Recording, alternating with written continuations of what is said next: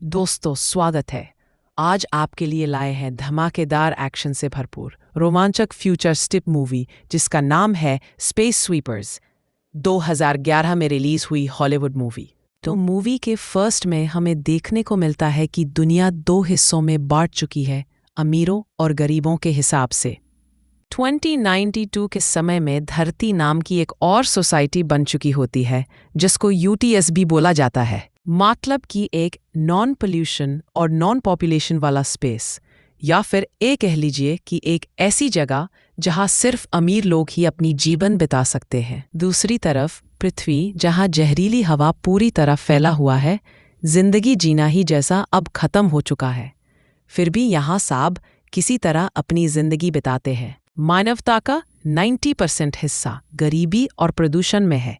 केवल अमीरों को ही छूटती है स्पेस कॉलोनी, वो भी यूटीएस कॉरपोरेशन के अल्ट्रा लक्स ऑर्बिटल प्लैनेटॉइड में। स्पेस में तैरता कचरा, सैटेलाइट टूटे हुए हैं। कहानी और आगे बढ़े इससे पहले आपको इनके बारे में जानना बेहद जरूरी है। तो ये है ताइहो सोंगजुंग की पूर्व जलंधरजी वैज्ञानिक, अब कचरा साफ करने वाला। ए है क्रू, स्मार्ट जहाज की कप्तान।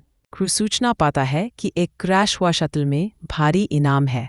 शटल में डोरोथी नाम की 7 वर्षीय बच्ची मिलती है, लगभग इंसान जैसी लेकिन रोबोट। क्रू में उत्साह, बड़ी रकम की उम्मीद मान ही मान होने लगी। डोरोथी का पहली बार ताइहो से मुलाकात, बातचीत और उसकी मासूमियत और भाषा सीखने की जिज्ञासा जगी। अब आगे कहानी में कुछ ट्विस्ट है। पता चलता है डोरोथी के अंदर बहुत खतरनाक बम है। ब्लैक फॉक्सेस नामक आतंकिक संगठन की आदर्श संपत्ति है। यूटीएस और ब्लैक फॉक्सेस दोनों उसे पाना चाहते हैं। क्रू प्लान बनाता है कि शर्तों पर सौदा करके रैम्बेंसी मांगे, मौके का फायदा उठाया जाए और पैसा भी कमाया जाए। सौदे के समय यूटीएस स्पेस गार्ड्स हमला करते हैं। मकाफातियों की गोलीबारी में कई लोग मारे जाते हैं और इधर उधर कचरा उड़ता है। यूटीएस क्रू को ब्लैक फॉक्स एजेंट साबित करता है। पूरी क्रू पर बहुत गंभीर आरोप लग जाता है। डोरोथी ताइहो से कहती है कि उसका कोरियाई नाम कोटनिम है और उसके पिता डॉक्टर कांग उर्फ सुनी है। डॉक्टर कांग की शरणार्थी महिला के रूप में हार्दिक का था। वही दस्तावेज बताते हैं कि डोरोथी असल में उनका बच्चा था। ताइहो अंदर से हिल जाते हैं। उसे अपनी खोई हुई बेटी की याद आती है। यूटीएस और ब्लैक फॉक्सेस दोनों ने मिलकर प्लान तैयार किया।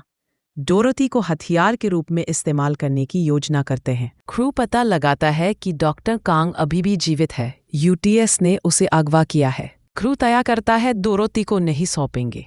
उसके पिता तक पहुंचने की जहाज को जुड़कर फॉर्मेशन में लगाएंगे। ड्रोन लड़ाइयां होंगी। यूटीएस बेस में घुसेंगे।